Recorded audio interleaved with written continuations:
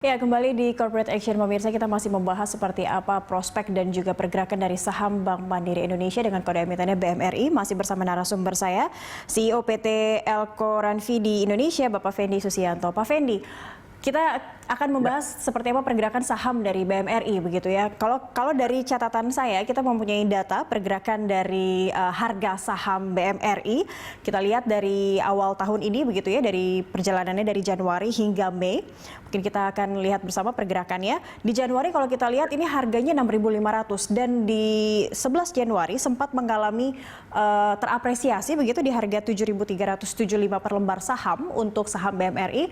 Ini sebenarnya faktor apa? Sentimen apa yang mempengaruhi ada lonjakan terhadap harga BMRI namun akhirnya cukup sideways ya hingga kemarin 19 Mei ditutup di harga 5.675. Seperti apa bacaan Anda begitu terhadap pergerakan BMRI? Ya, kalau kita melihat memang pergerakannya relatif ini kan dengan saham perbankan buku 4 yang sangat signifikan pengaruh terhadap indeks juga ya.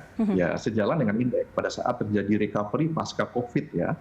Sejak jadi bulan-bulan Mei tahun yang lalu ya, di indeks di level terendah juga BRI juga di level yang cukup rendah ya. Kita lihat ya, pada kisaran harga mungkin sekitar 3.800-an. Nah, seiring itu sebenarnya secara valuasi masih atraktif, tapi dia juga komponen yang cukup besar untuk market kita, sehingga gerakannya sama dengan. Dan kita lihat tertinggi sebenarnya pada tanggal 20 Januari sempat ke 7.450.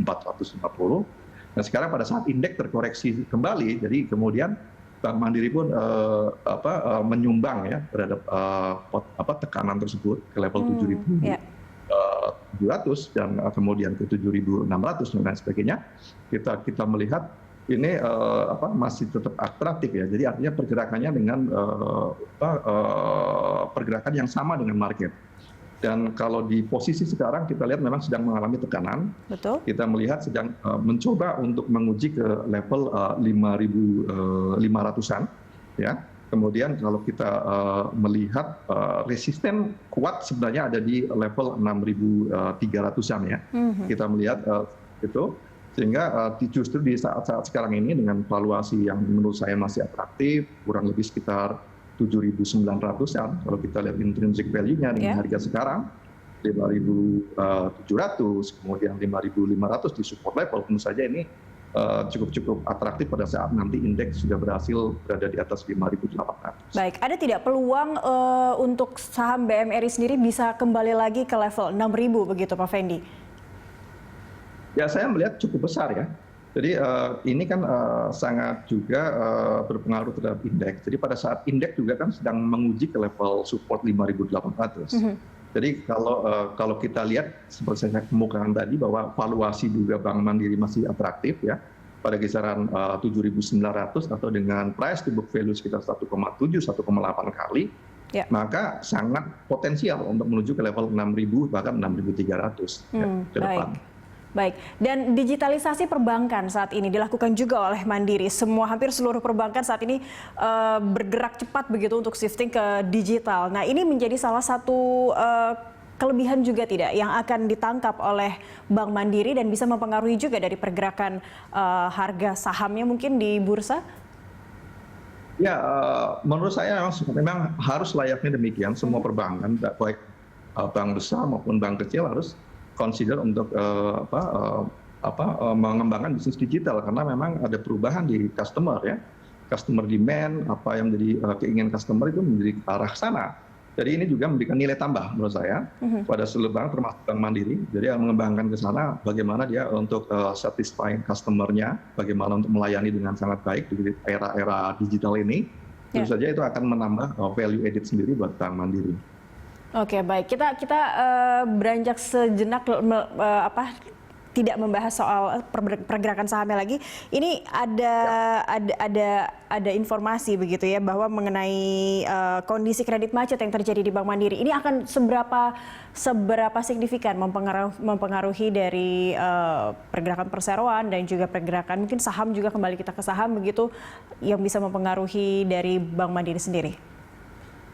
Ya, kita melihat memang kalau kita bicara NPL, memang itu hampir semua bank mengalaminya di tengah pandemi seperti ini, ada potensi. Tapi kalau kita lihat angka yang berhasil di-manage dengan baik ya, di kisaran 3,1% untuk gross NPL, itu menurut saya relatively NPL ataupun angka kredit macet itu manageable.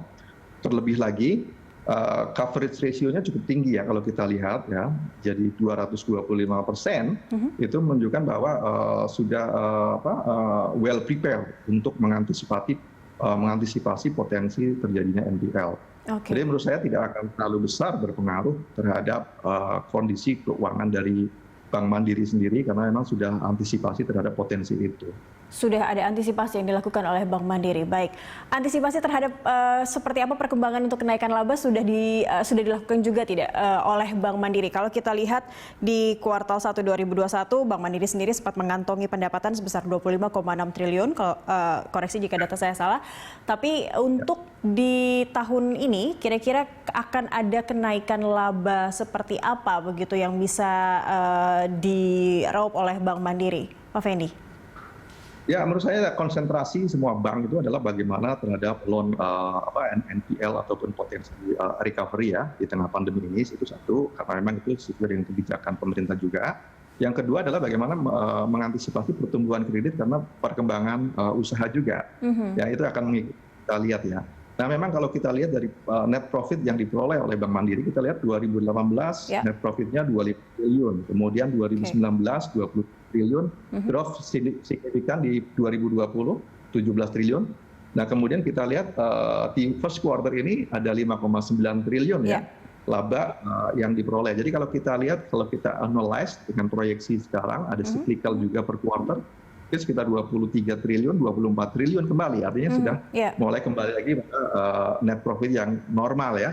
Dengan asumsi memang COVID ini kemudian manageable, artinya tidak terjadi yang tiba-tiba signifikan berpengaruh lagi kepada sektor-sektor usaha ya. Dengan asumsi itu maka menurut saya akan bisa kembali lagi kepada kondisi normal seperti tahun-tahun sebelumnya. Oke, slowly but sure recovery-nya ya untuk Bank Mandiri. Bank sebesar Mandiri sendiri pun mengalami recovery, namun sudah di track yang tepat untuk Anda melihatnya untuk di saat ini. Baik, untuk rekomendasi Bank Mandiri sendiri, BMRI seperti apa, Pak Fendi dari Anda?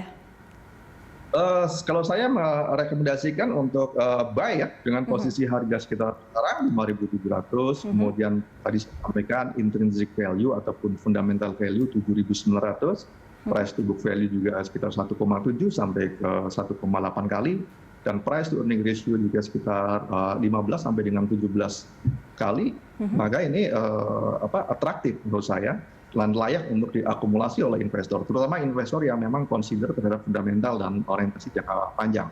Kalau jangka pendek tentu saja akan banyak dipengaruhi oleh pergerakan indeks ya.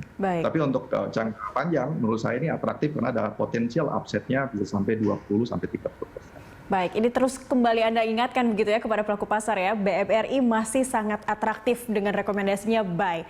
Baik, terima kasih Pak Fendi untuk informasinya dan telah bergabung bersama kami di Corporate Action hari ini.